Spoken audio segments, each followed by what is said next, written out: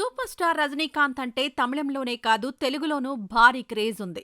Career తొలినాళ్లలో NTR, Krishna, Suman, Chiranjeevi తదితర హీరోలతో కలిసి తెలుగు సినిమాల్లో నటించిన ఆయన తర్వాత పూర్తిగా తమిళ తెరకే పరిమితమైపోయారు.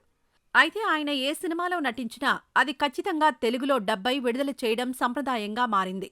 ఈ నేపథ్యంలోనే రజనీకాంత్ నటించిన ఎన్నో చిత్రాలు తెలుగులోనూ అద్భుత విజయాలు అందుకున్నాయి. తాజాగా లోకేష్ కనగరాజ్ దర్శకత్వంలో వచ్చిన కూలీతో మరోసారి ప్రేక్షకుల్ని మెస్మరైజ్ చేశారు రజనీ. తాజాగా 300 కోట్ల క్లబ్లోకి ఎంట్రీ ఇచ్చిన ఈ మూవీ తెలుగులోనూ దూసుకుపోతోంది. తద్వారా డైరెక్టర్ లోకేష్ కనగరాజ్ సరికొత్త రికార్డును సొంతం చేసుకున్నారు. లోకేష్ డైరెక్షన్లో తెరకెక్కిన ఖైదీ, మాస్టర్, విక్రమ్, లియో చిత్రాలు తెలుగులోనూ మంచి ఆదరణ పొందాయి. అయితే ఇవేవీ కూడా తెలుగులో 50 కోట్ల గ్రాస్ సాధించలేకపోయాయి. కానీ కూలీ చిత్రం ఆ రికార్డు బద్దలు కొట్టింది. కేవలం 4 రోజుల్లోనే 50 కోట్ల గ్రాస్ కలెక్షన్లు సాధించి తెలుగులో సత్తా చాటింది ఈ చిత్రం.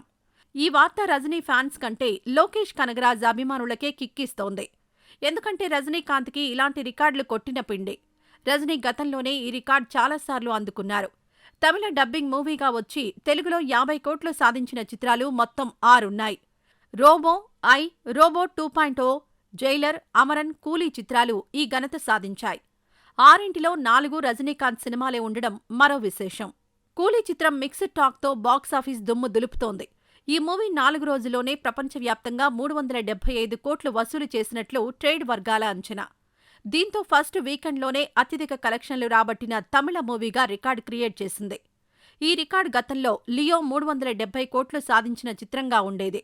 ఇండియాలోనే కాకుండా నార్త్ అమెరికా, సింగపూర్లోనూ కూలీ హవా కొనసాగుతోంది.